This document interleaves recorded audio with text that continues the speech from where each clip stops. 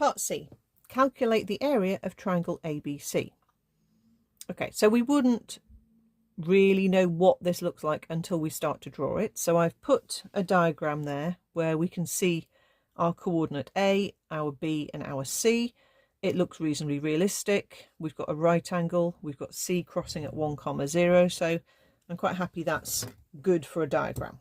Okay, so our triangle is all of our area that we're trying to find, and because we've got a right angle, we can basically use our formula half times base times height, because the perpendicular distance is okay, we can work that out. So we need these two distances, we need A to B and we need A to C. Those are our two perpendicular dimensions we need to think about.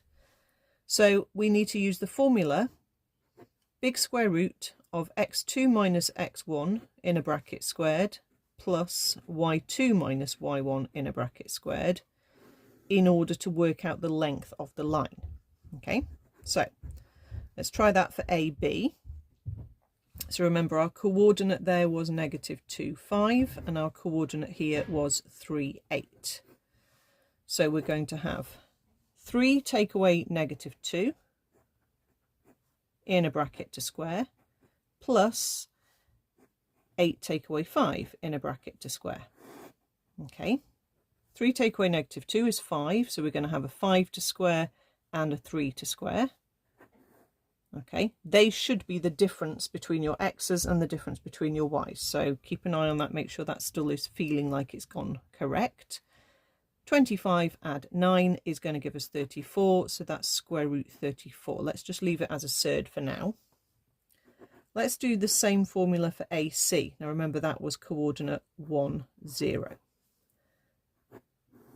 So we're going to have